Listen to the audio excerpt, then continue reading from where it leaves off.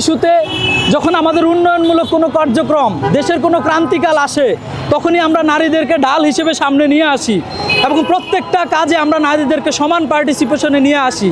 কিন্তু নানান ধর্মীয় কুসংস্কারাচ্ছন্নের কারণে এবং নানান কারণে আমরা বারবারই আমাদের মা বোনরা বিভিন্নভাবে নির্যাতনের শিকার হচ্ছে এবং সমকালীন সময়গুলোতে দর্শন খুব মহামারী একটা আকারে রূপ নিয়েছে। এবং আমি দর্শক দেখছেন কুরাইশ নিউজ। এই মুহূর্তে দাঁড়িয়ে আছি ঢাকা বিশ্ববিদ্যালয়ের রাজু ভাস্কর্যের সামনে, যেখানে পূর্ব ঘোষিত ধর্ষকের শাস্তির দাবিতে তারা লাঠি মিছিল করছেন এবং এখানে অবস্থান করছেন।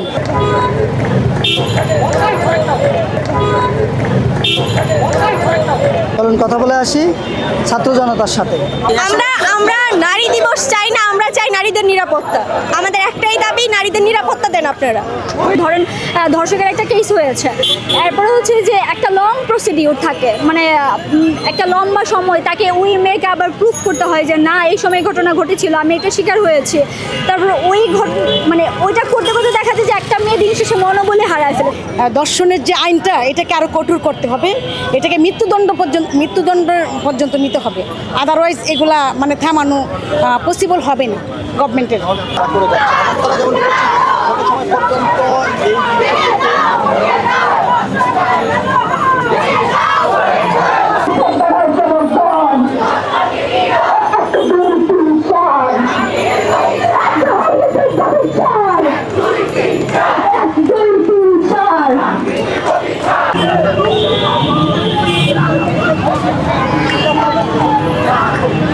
ধর্ষকদের পক্ষে যাবে না, ধর্ষকরা যেন পার না পায় সেই ব্যবস্থায় সরকার করবে। কিন্তু দুঃখজনক বিষয় হলো বর্তমান সরকারও ধর্ষকদের বিরুদ্ধে কোনো ধরনের শক্ত ব্যবস্থা নিচ্ছে না।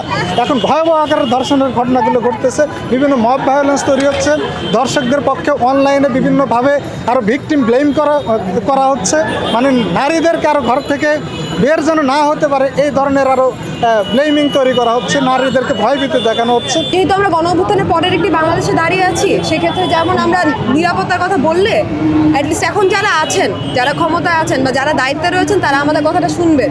গত 15 বছর যেমন সংসদ ভবনে কিছু শোনা হয় নাই, এখন আমাদের মনে হচ্ছে যে সচিবালয়ে আমাদের কথা শোনা হচ্ছে না। সেই জায়গা থেকে আমরা আন্দোলনটা করে তুলি।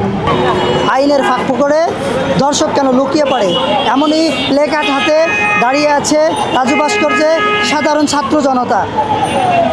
সাম্প্রতি ধর্ষকের এই আইনের আওতায় আনার জন্য এবং তাদের সর্বোচ্চ শাস্তির দাবিতে এই আন্দোলন তারা গড়ে তুলেছে। ইসলামিল বকির, কুরাইশ নিউজ, ঢাকা।